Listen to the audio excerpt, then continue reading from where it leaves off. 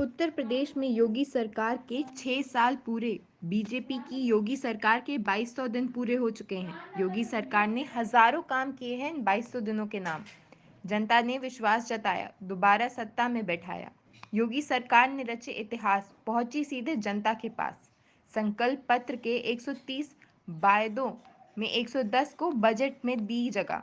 गत्ता किसानों को 2,02,000 करोड़ का भुगतान। लगभग 34 लाख करोड़ से ज्यादा के मिले निवेश प्रस्ताव। रोजगार के लिए प्रदेश भर में लोन मेलों का हुआ आयोजन। बंदियों के बदलाव लाने के लिए गया जेल मैनुअल आया। 2200 दिन के 5.5 लाख युवाओं को सरकारी नौकरी। प्रदेश के 7 जनपदों में पुलिस कमिश्नर व्यवस्था लागू। बाढ़ से बचाव के लिए 2067 परियोजनाओं पूरी की गई। सभी जनपदों में मुख्यमंत्री अभ्युदय योजना लागू की। माननीय प्रदेश महामंत्री माननीय श्री धर्मपाल सिंह जी का अभिनंदन। माननीय केंद्रीय राज्य मंत्री भारत सरकार माननीय श्री कौशल किशोर जी का अभिनंदन। माननीय वित्त एवं संसदीय कार्य माननीय श्री सुरेश कुमार खन्ना जी का अभिनंदन।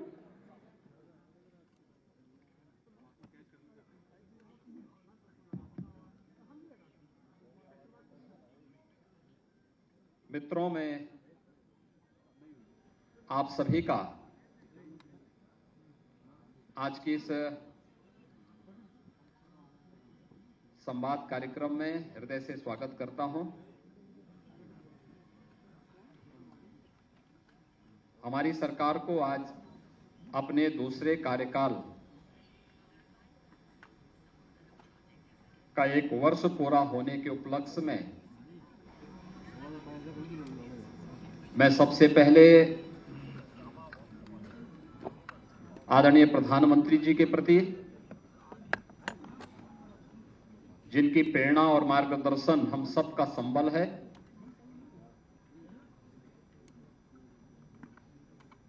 जिनके मार्गदर्शन में उत्तर प्रदेश ने देश और दुनिया में अपनी एक अलग और नई पहचान बनाई है। मैं इसके लिए आदरणीय प्रधानमंत्री जी के मार्गदर्शन के लिए हृदय से आभार व्यक्त करता हूं। मैं आभार व्यक्त करता हूं सभी केंद्रीय मंत्रिमंडल के माननीय मंत्रियों का, आदरणीय गृह मंत्री जी, आदरणीय रक्षा मंत्री जी, आदरणीय सड़क परिवहन और राजमार्ग मंत्री जी और केंद्रीय मंत्रिमंडल के उन सभी माननीय मंत्रियों का, जिनका सदैव राज्य को पिछले 6 वर्ष के अंदर एक सकारात्मक सहयोग प्राप्त हुआ है। केंद्रीय नेतृत्व का, माननीय राष्ट्रीय अध्यक्ष जी का, राष्ट्रीय संगठन महामंत्री जी का और उन सभी पदाधिकारियों का, जिन्होंने सदैव एक सकारात्मक भाव के साथ उत्तर प्रदेश को एक नया संबल दिया है। मैं इस अवसर पर अपने मंत्रिमंडल के सभी सहयोगियों, प्रदेश संगठन के अपने प्रदेश अध्यक्ष जी, प्रदेश संगठन महामंत्री जी और उन सभी पदाधिकारियों को भी हृदय से अभिनंदन करता हूं, जिन्होंने लगातार न केवल सरकार और संगठन के परस्पर समन्वय अपितु डबल इंजन सरकार के कार्यक्रमों को जन जन तक पहुंचाने में अपना योगदान दिया। सम और विषम परिस्थितियों में उत्तर प्रदेश की जनता जनार्दन के लिए पूरी मजबूती के साथ, पूरी तत्परता के साथ लगकर के कार्य किया है।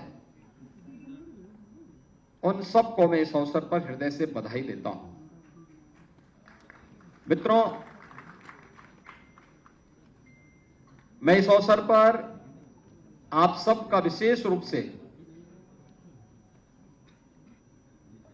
हृदय से अभिनंदन करता हूं कि आप सबने बहुत सकारात्मक भाव के साथ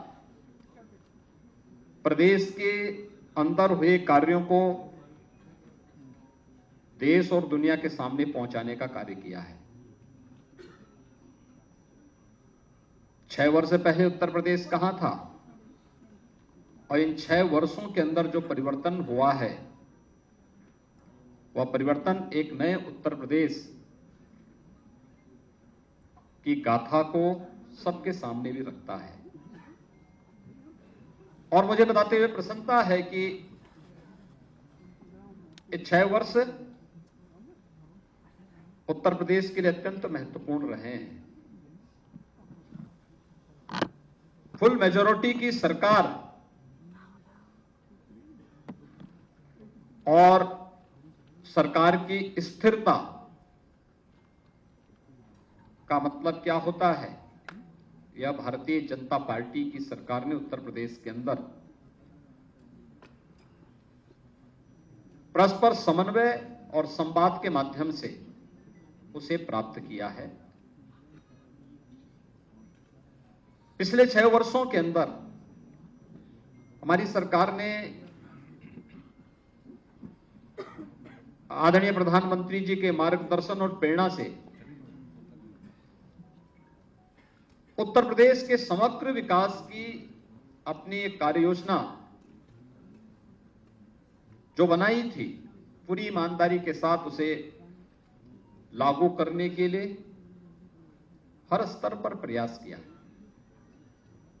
आज उसके परिणाम भी हम सबके सामने हैं। ये जो 10 सेक्टर हम लोगों ने इसके लिए चिन्हित किए, तो उत्तर प्रदेश के अंदर जो परंपरागत जाति, मत, मजहब, भ्रष्टाचार, परिवारवाद, इस सब के नाम पर जो राजनीति होती थी, इससे अलग हट करके उत्तर प्रदेश की पहचान,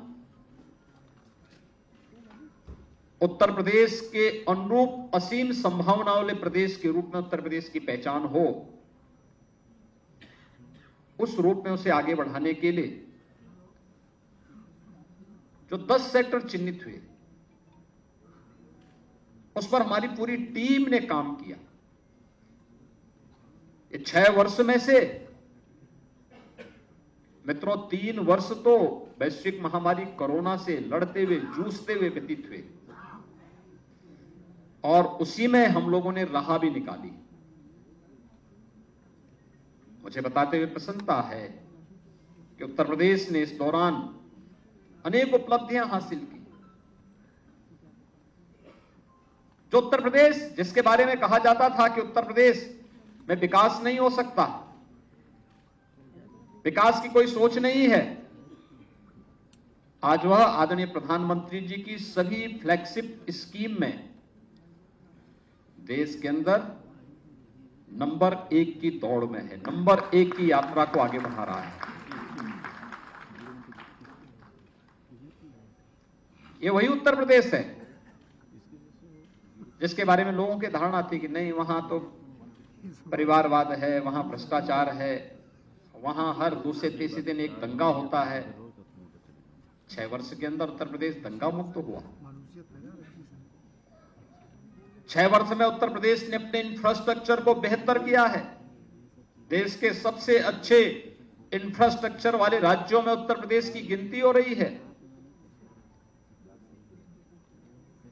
अपने युवाओं के बारे में एक बेहतरीन सोच को आगे बढ़ाने वाले राज्य के रूप में हो रही है, जहां सरकारी नौकरियों में पूरी ईमानदारी और पारदर्शिता तो रहेगी ही, लेकिन निजी क्षेत्र में भी नौकरी और रोजगार की ढेर सारी संभावनाओं को आगे बढ़ाने के लिए ढेर सारी संभावनाओं को आगे बढ़ाने के लिए जो प्रयास हुए हैं डबल इंजन सरकार के द्वारा, उसके परिणाम भी हम सबके सामने हैं। आज आप देख सकते हैं उत्तर प्रदेश के अंदर 1 करोड़ से अधिक निराश्रित महिला, वृद्धावस्था पाने वाली, पेंशन पाने वाली महिलाओं, दिव्यांगजनों को 12,000 रुपए सालाना केवल पेंशन की सुविधा उत्तर प्रदेश वर्तमान में उपलब्ध करा रहा है। ये वही उत्तर प्रदेश है जहां पर तमाम अभिभावक इस बात के लिए चिंतित रहते थे कि बिटिया विवाह योग्य होगी, क्या होगा, बेटी को कैसे पढ़ाएंगे। आज 14 लाख से अधिक बेटियों को मुख्यमंत्री कन्या सुमंगला योजना से आच्छादित किया गया है और प्रदेश के अंदर बिटिया की पढ़ाई पूरी होगी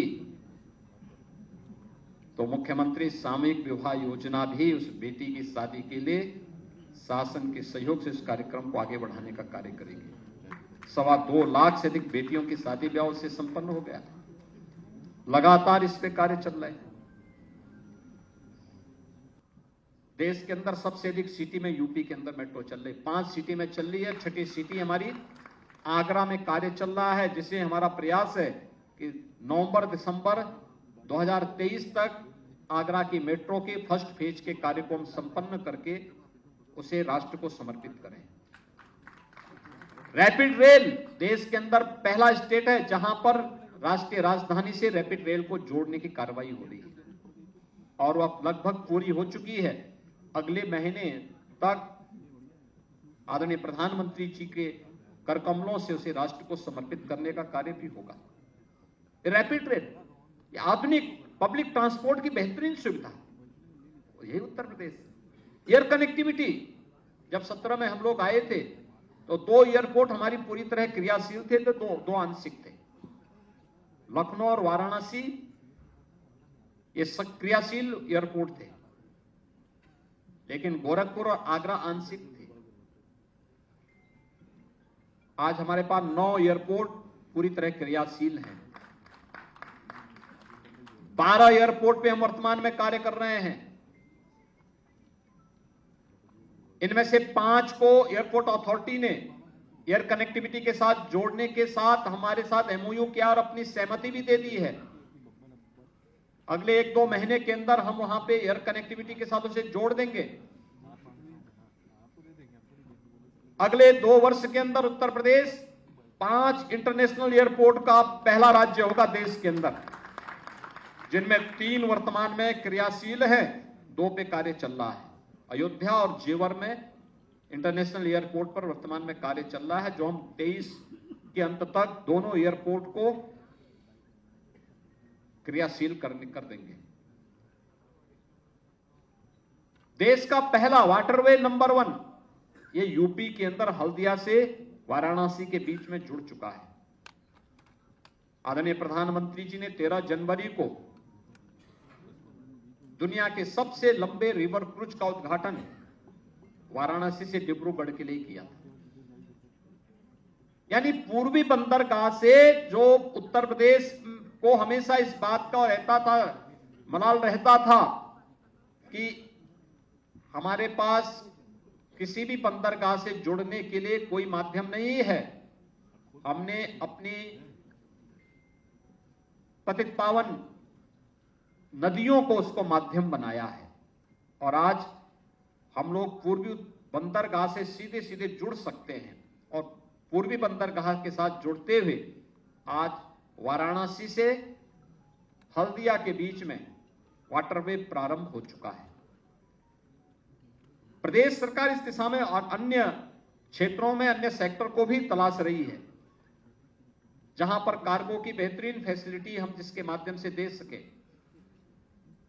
हम वहां पर अन्य तमाम सुविधाओं से युक्त सुविधाएं दे रहे हैं जिससे किसान के उत्पाद को हम वैश्विक बाजार तक पहुंचाने में हमें सफलता प्राप्त हो सके। ये सभी कार्यक्रम इसके साथ जुड़ रहे हैं। मित्रों, पिछले 6 वर्ष के अंदर उत्तर प्रदेश ने सचमुच अपना परसेप्शन बदला है।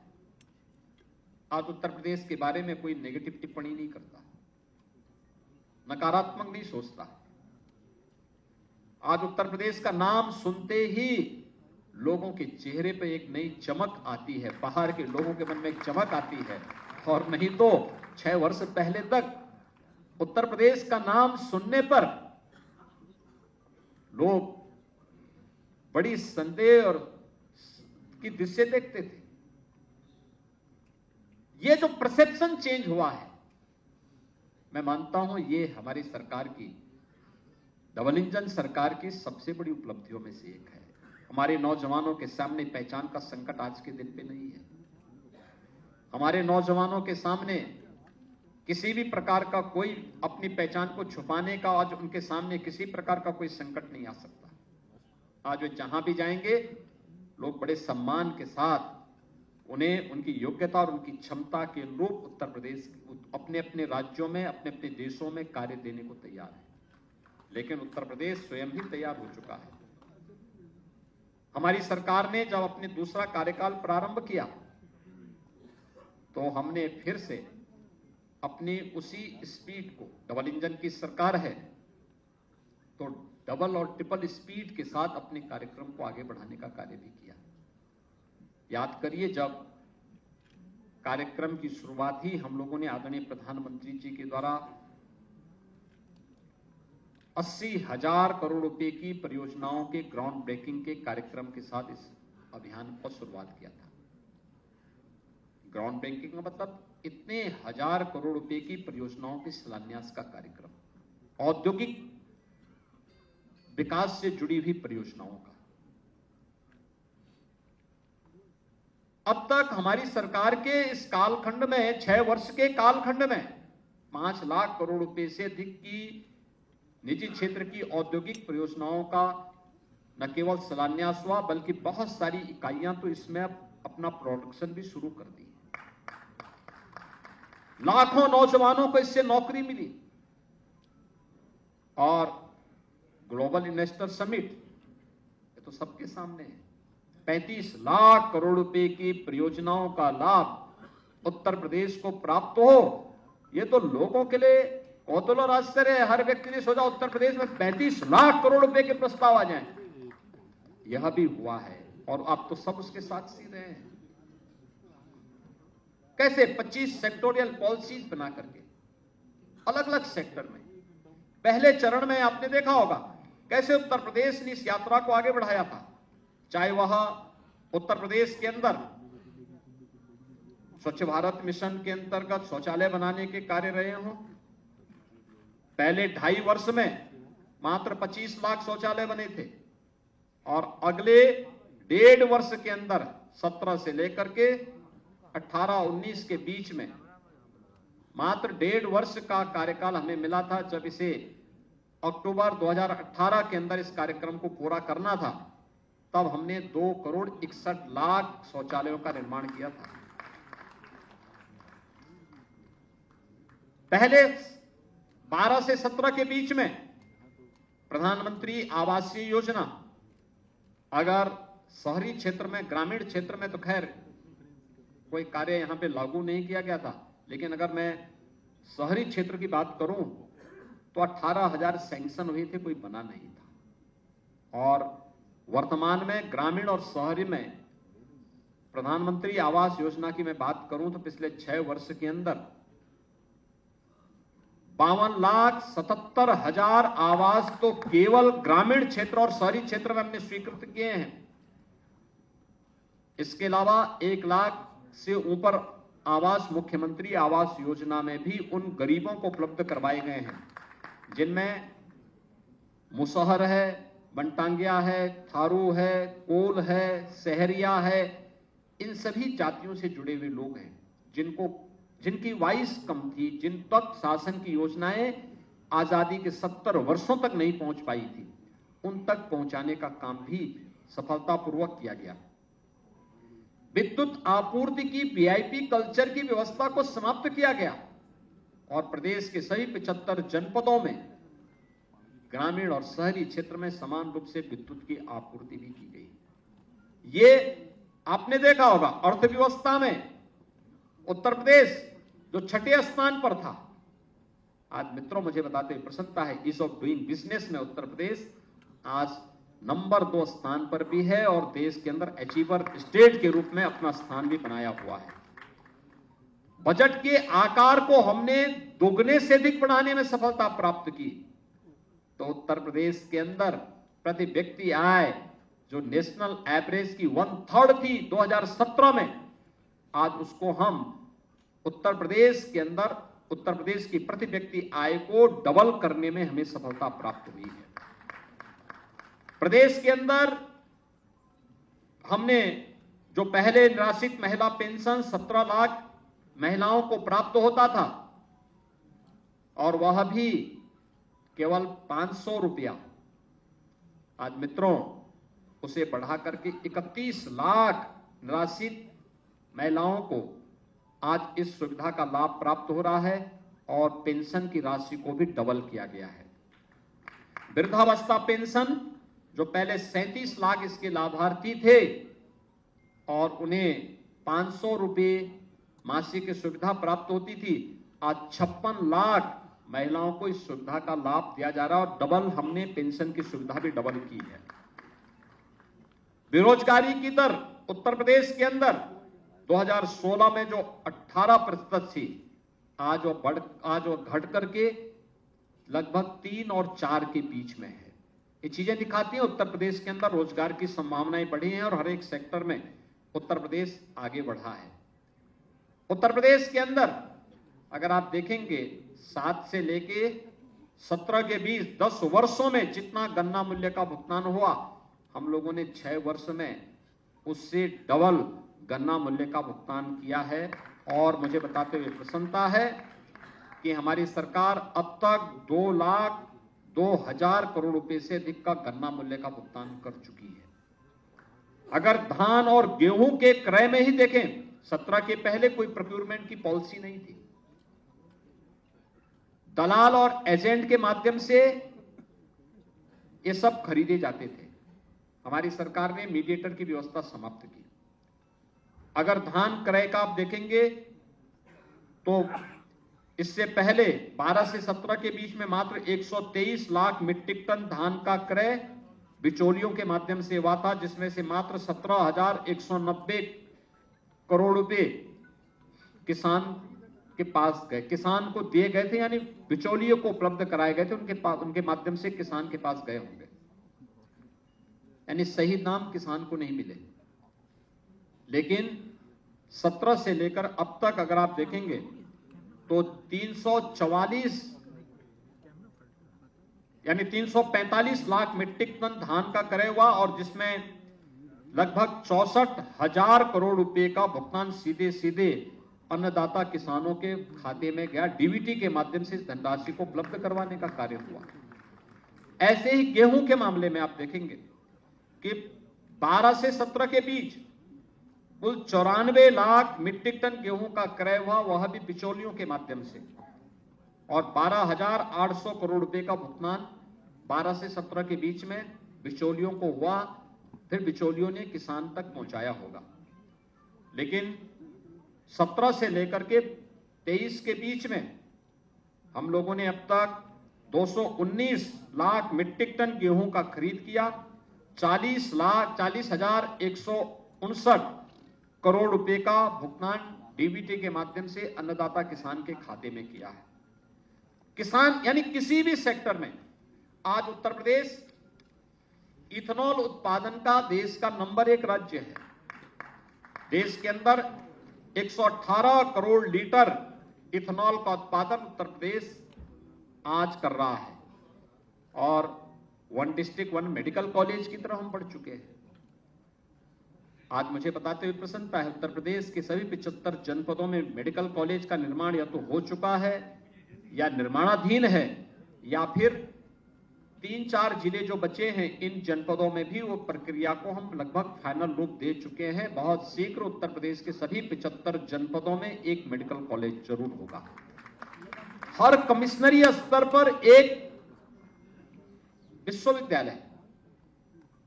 और मेरी सरकार को यह सौभाग्य प्राप्त हुआ है कि उत्तर प्रदेश के युवाओं के सपने को एक नई उड़ान देने के लिए उत्तर प्रदेश सरकार ने अनेक विश्वविद्यालय बनाए। सदैव अटल जी के नाम पे अटल बिहारी वाजपेयी मेडिकल यूनिवर्सिटी, मां शाकंभरी के नाम पर एक स्टेट यूनिवर्सिटी सहारनपुर में, एक यूनिवर्सिटी राजा महेंद्र प्रताप सिंह जी जो देश की आजादी के एक महानायक थे, उनके नाम पर एक राज्य विश्वविद्यालय का निर्माण अलीगढ़ में हो रहा है। एक राज्य विश्वविद्यालय का निर्माण आजमगढ़ में महाराज सुहेलदेव के नाम पर चल रहा है। ये तीनों विश्वविद्यालय, चारों विश्वविद्यालय को हम लोग क्रियाशील कर चुके हैं। इनके अपने भवन के निर्माण कार्य युद्ध स्तर पर चल रहे हैं। महायोगी गुरु गोरक्षनाथ के नाम पे आयुष विश्वविद्यालय गोरखपुर में निर्माण कार्य युद्ध स्तर पर चल रहा है। डॉक्टर राजेंद्र प्रसाद जी के नाम पर नेशनल लॉ यूनिवर्सिटी प्रयागराज में सैंक्शन की गई है, जहां एक विश्वविद्यालय आज वर्तमान में प्रदेश सरकार ने स्वीकृत किए हैं। वर्तमान के बजट में 23-24 के बजट में भी हमने 4 नए विश्वविद्यालय स्वीकृत किए हैं, जो हमारे अनसेचुरेटेड कमिश्नरी थी, जहां पे कोई राज्य विश्वविद्यालय नहीं था। इसमें मां विंध्यवासिनी के धाम में, मां विंध्यवासिनी के नाम पे एक विश्वविद्यालय, मां पाटेश्वरी के धाम देवीपाटन मंडल में एक विश्वविद्यालय और मुरादाबाद मंडल में एक विश्वविद्यालय की स्वीकृति भी दी। और कुशीनगर में महात्मा बुद्ध के नाम पर एक नए विश्वविद्यालय की स्वीकृति भी इस बार के बजट में यहां पर सरकार के द्वारा वहां पर उन जनपदों, उन राज्यों, उन सभी कमिश्नरी के लिए भी ये सब सुविधा उपलब्ध करवाई गई। फार्मेसी के सेक्टर में भी बहुत सारे कार्य वर्तमान में प्रदेश के द्वारा लगातार किए जा रहे हैं। और इसमें चाहे वह मेडिकल डिवाइस पार्क के निर्माण का कार्य हो यमुना अथॉरिटी के पास, चाहे ललितपुर में फार्मा पार्क के निर्माण की कार्रवाई को हो। हम सब आभारी हैं आदरणीय प्रधानमंत्री जी के, जिन्होंने पीएम मित्र योजना के अंतर्गत लखनऊ और हरदोई के बीच में लगभग 1200 एकड़ क्षेत्रफल में एक टेक्सटाइल के अत्याधुनिक पार्क की स्वीकृति उत्तर प्रदेश के लिए उपलब्ध करवाई है। यानी ये उत्तर प्रदेश किन संभावनाओं को व्यक्त करता है कि उत्तर प्रदेश के अंदर जो संभावनाएं हैं, इन संभावनाओं को हम लोग कैसे आगे बढ़ाने का कार्य कर सकते हैं, और ये सभी चीजें आगे बढ़ी हैं।